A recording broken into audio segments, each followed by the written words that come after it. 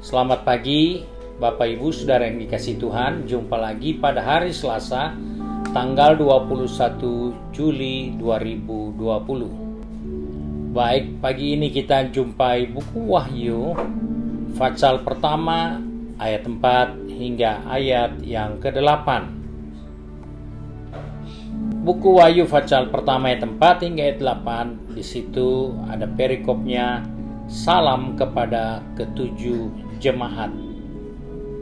Firman Tuhan berkata sebagai berikut. Dari Yohanes kepada ketujuh jemaat yang di Asia Kecil. Kasih karunia dan damai sejahtera menyertai kamu. Dari Dia yang ada, yang sudah ada, dan yang akan datang. Dan dari ketujuh roh yang ada di hadapan tahtanya. Dan dari Yesus Kristus, saksi yang setia, yang pertama bangkit dari antara orang mati, dan yang berkuasa atas raja-raja bumi ini. Bagi Dia yang mengasihi kita, yang telah melepaskan kita dari dosa kita oleh darah-Nya, dan yang telah membuat kita menjadi suatu kerajaan, menjadi imam-imam bagi Allah Bapa-Nya. Bagi Dialah kemuliaan dan kuasa sampai selama-lamanya. Amin. Lihatlah, Ia datang dengan awan-awan, dan setiap mata akan melihat Dia, juga mereka yang telah menikam Dia, dan semua bangsa di bumi akan meratapi Dia. Ya, amin. Aku adalah Alfa dan Omega, firman Tuhan Allah yang ada, yang sudah ada, dan yang akan datang, yang Maha Kuasa. Saudara-saudara yang dikasihi Tuhan, kita menemukan di dalam buku Wahyu nasihat firman Tuhan kepada tujuh jemaat. Dan dalam hal ini kita menemukan ada peristiwa atau hal penting yang kita temukan di dalam Yesus.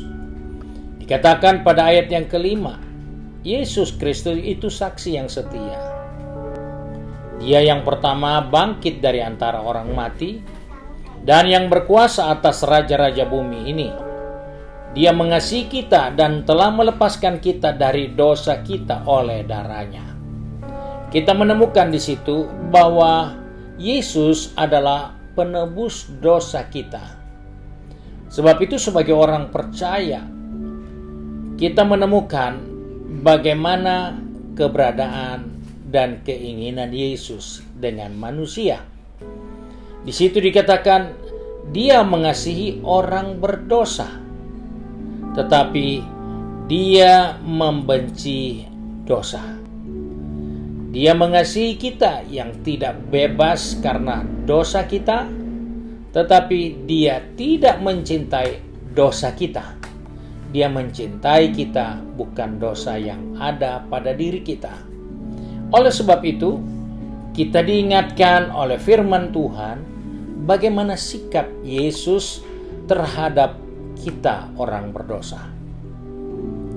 Siapapun dia, bagaimanapun dia berada saat ini dengan segala kekurangan keterbatasannya, Yesus tidak melihat kesalahan seperti apa yang kita perbuat, tetapi Dia melihat kita yang membutuhkan pembebasan dari dosa-dosa kita sendiri.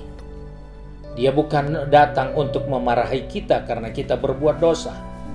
Dia tidak datang ke Taman Eden mencari Adam untuk menghukum Adam, memarahi Adam. Tapi Dia datang ke Taman Eden untuk memberikan pakaian kepada Adam yang sudah jatuh di dalam dosa. Kita menemukan Allah mengasihi kita yang berdosa, tetapi Allah tidak mencintai dosa kita. Hal ini kita temukan di dalam Yesus.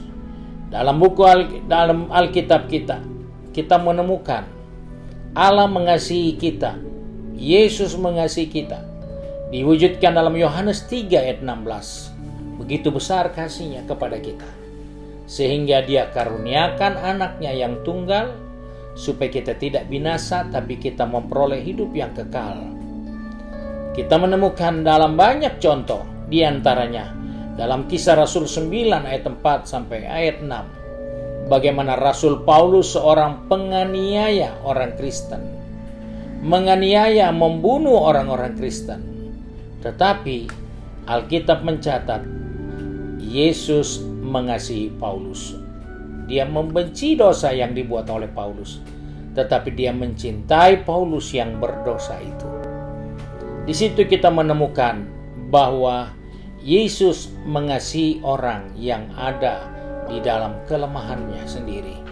Dia tidak mencintai kelemahan itu, tetapi dia mencintai kita yang dibawa kendali kelemahan kita. Hal yang kedua kita temukan dari pembacaan tadi kita, bahwa Yesuslah yang membebaskan kita dari semua dosa-dosa kita. Jelas di dalam Alkitab dikatakan Dia menebus kita, Dia membebaskan kita dari semua dosa. Baik itu dosa turunan yang kita bawa, baik dosa dibuat oleh orang tua kita, yang mungkin kita berpikir masih ada dalam diri kita. Alkitab katakan, semua belenggu dosa telah dilujutinya. Tidak ada dosa yang tersisa ketika kita ditebus. Tidak ada dosa yang masih bisa melekat di dalam diri orang-orang yang sudah ditebus. Karena itu kita bersyukur, karena hanya Yesuslah yang dapat melepaskan kita dari dosa. Hal ini menjadi banyak pernyataan di dalam Alkitab, baik suratan Petrus, suratan Roma. Dia membebaskan hidup kita, Dia membebaskan kita dengan darahnya, Dia membebaskan kita dari dosa-dosa kita. Jadi jelas bahwa Yesus mengasihi kita untuk membebaskan kita. Dia bukan mengasihi kita untuk bergabung dengan dosa kita, tapi Dia mengasihi kita untuk membebaskan kita dari tawanan dosa. Hal yang ketiga, kita menemukan di sini bahwa Yesus selalu bersedia mengangkat kembali di saat kita jatuh di dalam kelemahan ataupun dosa kita. Kita menemukan banyak tulisan di dalam Alkitab ini bahwa Dia mengingatkan, kalaupun kita bisa jatuh, maka Dia siap untuk mengangkat kita kembali. Karena hanya Dialah yang tahu bagaimana menyelesaikan setiap persoalan kita, setiap masalah kita. Seandainya kita tahu bagaimana menyelesaikan masalah dosa kita, maka mungkin kita akan berhenti berbuat dosa, karena kita sudah rasa begitu beratnya, begitu susahnya, begitu menderitanya ketika kita diikat oleh dosa. Tetapi karena kita dibebaskan, seringkali kita lupa dan kita jatuh lagi di dalam kelemahan. Kita jatuh lagi di dalam kesalahan. Dan Alkitab ingatkan bahwa Dia selalu mau menolong kita dan Dia tahu menyelamatkan kita dari segala jenis pencobaan, masalah yang kita hadapi. Sebab itu pagi ini saja kita tundukkan kepala, kita akan satu di dalam doa. Kiranya Tuhan menolong kita di sepanjang hari ini, karena kita menemukan bagaimana kerinduan Allah terhadap diri kita yang lemah dengan kekurangan, dengan kelalaian, dengan sifat-sifat keinginan daging kita. Mari kita satu di dalam doa. Kembali kami datang kepada Bapa di surga dengan mengucap syukur. Karena kembali pagi hari ini firman Tuhan mengingatkan kepada kami bahwa hanya Engkaulah yang tahu bagaimana membebaskan kami dari setiap belenggu dosa yang mengganggu kehidupan kami. Sebab itu kami sadar Tuhan, biarlah sepanjang hari ini Engkau selalu mengingatkan kami melalui kebenaran firman-Mu, supaya kami tidak melakukan hal-hal yang tidak berkenan kepada Tuhan, tetapi kami selalu bisa menjauhkan diri kami dari segala keinginan-keinginan dosa, dan memperkuat iman kami untuk selalu dapat berkata tidak terhadap dosa. Bapa, kembali kami datang dan menyerahkan seluruh kehidupan kami, roh, jiwa, tubuh kami ke dalam tangan Tuhan.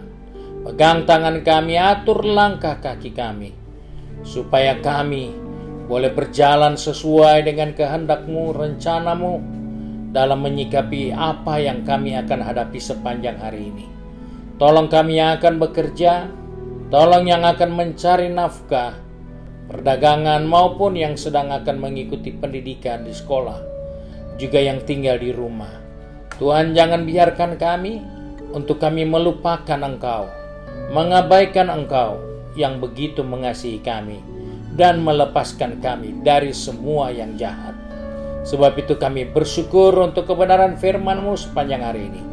Kami berdoa hanya di dalam nama Tuhan Yesus Kristus, Juru Selamat kami, majikan kami yang baik dan setia. Haleluya. Amin.